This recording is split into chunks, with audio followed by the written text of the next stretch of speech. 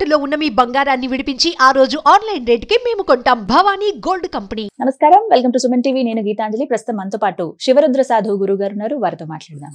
గురుగారు నమస్కారం అండి. కుంభమేళ చాలా వైభవంగా జరుగుతోంది. 45 రోజులంటే అందరూ చాలా ఆశగా ఎదురు చూశారు ముందే. ఆ తర్వాత ప్రారంభం కూడా చాలా ఘనంగా జరిగింది. ఒక్క రోజు పూర్తవుతుంది, ఇంకా కొద్ది రోజులు మాత్రమే మిగిలింది. మొత్తం ప్రపంచవ్యాప్తంగా చాలా మంది వస్తున్నారండి. వీరు వారు అనే తేడాలు, చిన్న పెద్ద అందరూ కూడా, ధనికులు పేదవాళ్ళు అందరూ.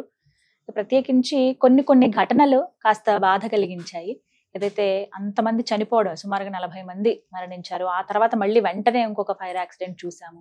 అంటే ఇలాంటి ఉపద్రవాలు కానీ ఇలాంటి ఘటనలు ఎందుకు జరుగుతాయండి? అంత పవిత్రమైన స్థలంగా చెబుతారు, అందరూ కూడా పాజిటివ్ గానే ఆలోచించి వెళ్తారు, దైవానుగ్రహం కోసమే వెళ్తారు కదా. అయినా కూడా ఇలాంటి దుర్ఘటనలు ఎందుకు జరుగుతాయండి ఇలాంటి స్థలంలో? అంటే మనము కొంచెం వైవిధ్యముగా మాట్లాడుకోవాల్సిన సమయం అనుకోండి. అఘోరాలు అంతమంది ఉన్నారు అక్కడ, సుమారు 6-7 లక్షల మంది ఇమ్మీడియట్లీ వెళ్ళినా కనబడతారు. అగ్నికి సంబంధించింది, తర్వాత మరణానికి సంబంధించింది షూట్ లో ఉన్నాం కాబట్టి అమ్మా, ఆ 40 మరణాలు అత్యంత పవిత్రమైన మరణాలు. బాగా గమనించండి. మరణగండాన్నే దాటానికి వెళ్ళిన నీవు, అంటే ఒక శరీరం అక్కడ త్రివేణి సంగమంలో మునిగితే మనకున్న జీవితంలో కొన్ని దుఃఖాలు లేకపోతే ఇంకేదో దాటుతాయి అన్న ఆ తరుణంలో వాళ్ళందరూ వెళ్ళేసి మానవ తప్పిదాలు, అంటే హెవీ క్రౌడ్ అది ఇది అయిపోయి కాలం చేసేసారు కదా. త్రివేణి సంగమం లాంటి ఒక మహా కుంభమేళలో ప్రాణం వదిలిన వాళ్ళు ఖచ్చితంగా పుణ్యమైన జన్మ అని చెప్పవచ్చు. ఒక విషయం మీరు అన్నది ఎందుకంటే, పవిత్రమైన స్థలంలో అపవిత్రంగా జరిగాయి అంటున్నారు కదా. ఇలా జరిగాయి ఇక్కడ చూడండి. అఖాడాలలో గురువులందరూ ఉన్నారు. మౌని అమావాస్య వెరీ పర్టికులర్. ఆ రోజు నేను ఇటువైపు ఉన్నాను. ఇంత పర్టికులర్ ఉన్న సమయంలో ఒక్కసారిగా లక్షల మంది తరలి వెళ్ళడం అంతే. బ్యాగులు ఉన్నాయి, నెత్తి మీదో బ్యాగు చేతిలో బ్యాగ్ కదమ్మా. పొరపాటు మానవులదే, ఇక్కడ పరమాత్ముడిది కాదు, ఇక్కడ ఆ అఘోరాలు నాగసాధువులది కాదు. పొరపాటు మన వాళ్ళది ఏంటంటే అమ్మా, ఆ అమావాస్య అందరికి పర్టికులర్ గా పవిత్రమైనది కాబట్టి ఆ క్రౌడ్ ఒక్కసారి తట్టుకోకపోయేసరికి ఒకరి మీద ఒకరు పడిపోవడం ఇదొకటి.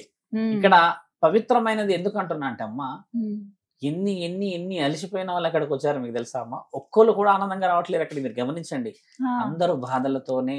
ఇక్కడైనా మా బాధలు మారతాయేమో, ఇక్కడైనా మరణం ఇంకేదో. ఈ తృప్తి పరమాత్ముడి దగ్గరకు వచ్చి ప్రశాంతత అయిపోయినాయి ఆ 40 మరణాలు. బాగా గమనించి చూస్తే ఎన్ని అలిసిపోతే ఆ పరమాత్ముడు బిడ్డల్ని దగ్గర తీసుకుండవచ్చు.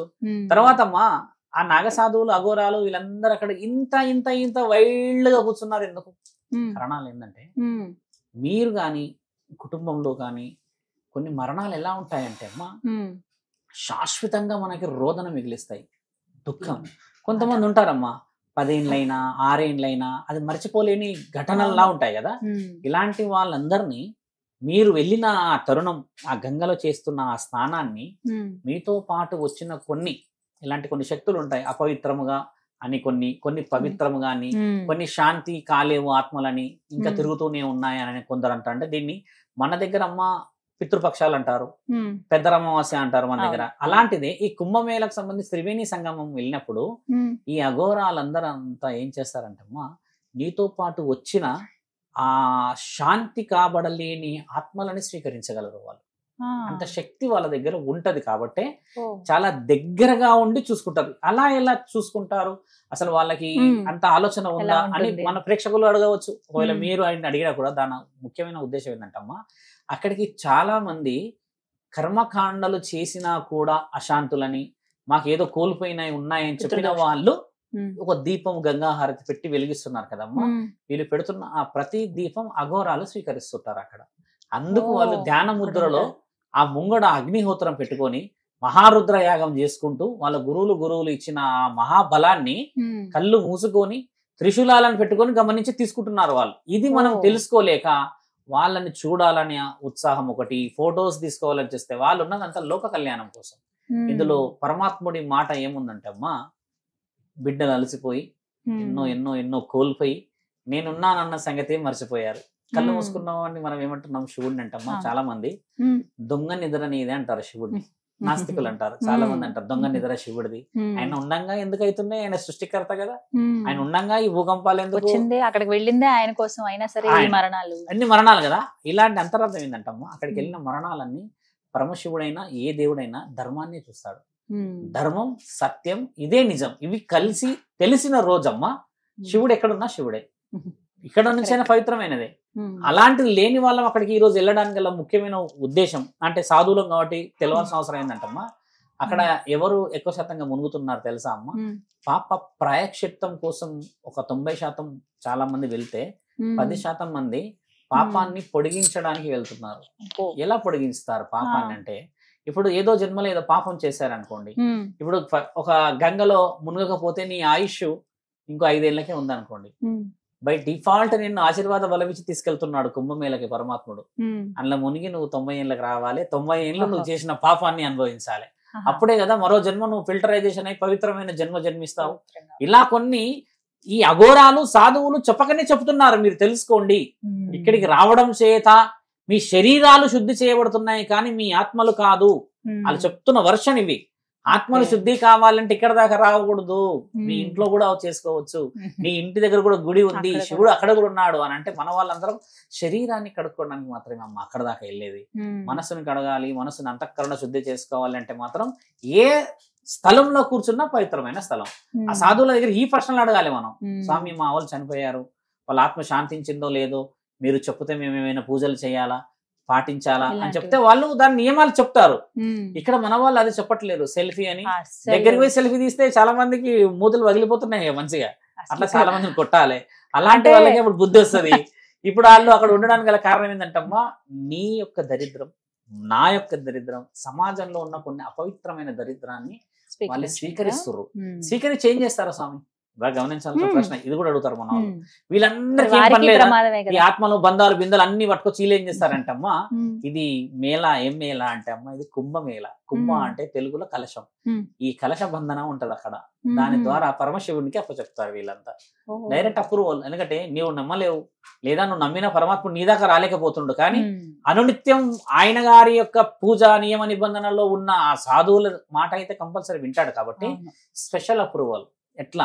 నా భక్తులు, నీ భక్తులు అందరూ కలిసి ఈ రోజు నీ బిడ్డలు నా దాకా వచ్చి నన్ను నమ్మినారు, నాకు ఒక విలువ ఇచ్చారు, కాబట్టి మరో జన్మకి వీళ్ళకి అవకాశం ఉంటే తీసుకెళ్ళండి అన్నప్పుడు పరమశివుడు తీసుకెళ్తాడు అనేది మన శాస్త్రంలో రాసింది. పరమశివుడే ఎందుకు తీసుకెళ్తాడు? ఏ మహాశివుడు తీసుకెళ్ళలేడు, మన విష్ణువు తీసుకెళ్ళలేడు అంటమ్మా. ఆత్మరక్షకుడు, ప్రాణదాత, మహాముఖ్యంటి మాత్రమే. ఈ రోజు మహాకుంభమేళలో హరహర మహాదేవే అని వినబడుతుంది అక్కడ. అంటే ఆయనకే ఎందుకు వచ్చింది గురువు గారు, మిగతా దేవులు దేవతలు కాదా, దేవులు కాదా అంటే అమ్మా, ఆయన్నే ఎందుకు గొప్పగా చెప్పాలంటే గరళాన్ని ఆయన విషాన్ని తీసుకున్నవాడు కాబట్టి, విషాన్ని తిని అమృతాన్ని ఇచ్చాడు కాబట్టి ఈ త్యాగం ఆయనకి సంబంధించింది. ఈ రోజు కుంభమేళలో శివుడు మునుగుతలేడే, వచ్చి మనమే మునుగుతున్నాం. అసలు యాక్చువల్లీ మునిగాల్సింది శివుడు, ఎందుకంటే ఆయనకు విషం ఉంది కాబట్టి. ఈరోజు మన కోసం ఆయన త్యాగం చేశాడనమ్మా. హరహర మహాదేవ్ అని చెప్పి శంభో శంకరాన్ని బలంగా పోయినప్పుడు ఒక శరీరం మనది మునగట్లేదు అక్కడ, మొత్తం నీ వంశం మునుగుతుంది. కొంతమంది నీళ్లు తెచ్చుకుంటున్నారమ్మా, నీళ్లు తెచ్చుకొని పవిత్రంగా స్నానాలు ఆచరిస్తున్నారు. కొంతమంది గురువులు ఏమంటున్నారంటే నీళ్లు తెచ్చుకోకూడదు అంటున్నారు. కొంతమంది తీసుకొచ్చుకోవచ్చు, ఏం కాదంటున్నారు. నీళ్లు ఎందుకు తెచ్చుకోకూడదు అనే దాని విషయం కూడా తెలిస్తే ఏమిటంటమ్మా, పవిత్రత అనేది అక్కడ ఉంది. అక్కడికి నీ వెళ్ళి చేస్తే అమృతం పడిన గడియలో నీకు విలువ. అంటే ఒక మొక్క, కానీ ఇంట్లో వాళ్ళు రాలేని వాళ్ళు ఉంటారు కదా, రాలేని వాళ్ళు తెచ్చుకుంటున్నారు. ఇప్పుడు అయినా కూడా వద్దంటలేడు కదా తండ్రి. ఇప్పుడు అట్లా చాలా మంది ఉన్నారు, రాలేము చేయలేము పూజలేనంటమ్మా. కనీసం ఆ నీళ్లతోనే ప్రక్షాళన చేసుకోవడమా, వేరే నీళ్ళలో కలుపుకొని స్నానం చేసుకున్నప్పుడు గంగామాత పూజ చేసుకోవడం మంచిది. నన్ను ఈరోజు మార్నింగ్ అడిగారు, ఆ ప్రశ్న చెప్పడం చాలా ముఖ్యం. 3 రోజులు అయిందంట వాళ్ళ ఇంట్లో, అంటే వాళ్ళ చుట్టాల ఇంట్లో ఒక వ్యక్తి చనిపోయి, వీళ్ళు కుంభమేళకు మొన్న వచ్చారు. నేను వెళ్ళిన నెక్స్ట్ డే కూడా వాళ్ళు కూడా వచ్చారు. వాళ్ళు బై ఫ్లైట్ వచ్చారు. వాళ్ళు నీళ్లు తీసుకొని వచ్చేసారు హైదరాబాద్కి. వాళ్ళ ఇంట్లో వీళ్ళు కుంభమేళలో ఉన్నప్పుడే వాళ్ళ చుట్టాల్లో మరణం సంభవించింది. వీళ్ళు అక్కడ వెళ్ళి నాన్నకు తండ్రికి వాళ్ళకి సంబంధించిన అన్ని చేసుకొని వచ్చేసారమ్మా. ఈయన డౌట్ ఏంటంటే, నేను నీళ్లు తీసుకొచ్చాము మా పిన్ని వాళ్ళ ఇంటికి, మా పిన్ని వాళ్ళ ఇంట్లో మరణం సంభవించింది, ఇప్పుడు ఇస్తే పవిత్రమా అపవిత్రమా, అసలు ఏం చేయాలి అని అంటే, నేను వేసిన క్వశ్చన్ ఏంటంటే, అబ్బాయికి అర్థం కావట్లేదు, కొంచెం డీప్ గా విను మిత్రమా, నేను చెప్పింది, నువ్వు కుంభమేళకి వెళ్ళావు కదా, వెళ్ళేసి నాతో ఒక మాట చెప్పించావు, గురుగారు మీరు మా నాన్నకు సంబంధించిన శాంతి చేయించండి అన్నాడు. సరే అని చెప్పేసి నేను మాట ఇచ్చా. అంటే ఒక సాధువుల ద్వారా ఆత్మశాంతులు చేయించుకోండి అని అన్న విషయం ఆయన వాళ్ళ నాన్నది కూడా చేయించుకోవడానికి వచ్చాడు, చేయించుకున్నాడు. నేను చేయలేకపోయాను, నన్ను కలవలేదు. నేను వేరే రూట్ లో ఉన్నా, వీళ్ళు చాలా లాంగ్ లో ఉన్నారు. అది చేసుకొని వెళ్ళారు. అంటే 2 సంవత్సరాల క్రితం చనిపోయిన తండ్రి ఆత్మశాంతి కావాలి అని చెప్పేసి 2 సంవత్సరాల తర్వాత మహాకుంభమేళ వచ్చింది. 3 రోజుల తర్వాత 3 రోజుల ముందు చనిపోయిన ఆయనకి ఈ నీళ్ళు ఇవ్వడం వల్ల ఏమిస్తుందంటమ్మా 3 రోజుల్లోనే పవిత్రం అయిపోతారు కదా వాళ్ళు. ఆ తర్వాత ఆయనకు అర్థమైందమ్మా గురువు గారు ఈ లాజిక్ మర్చిపోయాడు అంటాడు. 2 ఏళ్ళు పట్టింది నీకంటే ఆ సమయం పరమాత్మ ఇచ్చింది. 3 రోజులు పట్టిందంటే ఆయన పవిత్రమైనవాడా లేకపోతే కుటుంబం మంచిదా ఏదో పరమాత్ముడు అయితే చేర్చాడు కదా అని అంటే తీసుకెళ్లి ఇస్తాను స్వామి ఈ రోజు సాయంత్రం వెళ్ళి అన్నాడు. అంటే మన వాళ్ళు తెలుసుకోవాల్సింది ఏంటమ్మా నీళ్లు పవిత్రత కావాలన్నా కూడా మనస్సు నీది ముందు పవిత్రత కావాలి. శాస్త్రం తెలియకుండానే మునుగుతున్నారుగా. వాళ్ళు ఎలా మునుగుతున్నారు చూసారమ్మా అక్కడ మునుగుడు కూడా అసలు అంటే నీళ్లు చల్లగా ఉంటాయి అనుకోండి మునగడానికి భయపడుతున్నారు. త్రివేణి సంఘం ప్రత్యేకత ఏంటంటే నీళ్లు నిలబడవు, ఫ్లో అయిపోతా ఉంటాయి. కొంతమంది యూట్యూబ్ లో చెప్తున్నారు వాళ్ళకి ఒక వార్నింగ్ లా ఏం చెప్పాలంటమ్మా ఆ నీళ్లు కలుషితమైనవి అశుద్ధమైనవి దాంట్లో వేరే వేరే ఏదో చేసేస్తున్నారని చెప్తున్నారు కదా. ముమ్మాటికి అవాస్తవం అది. ఎందుకంటే పారుతున్న నీళ్ళల్లో ఏది నిలబడదు కదమ్మా.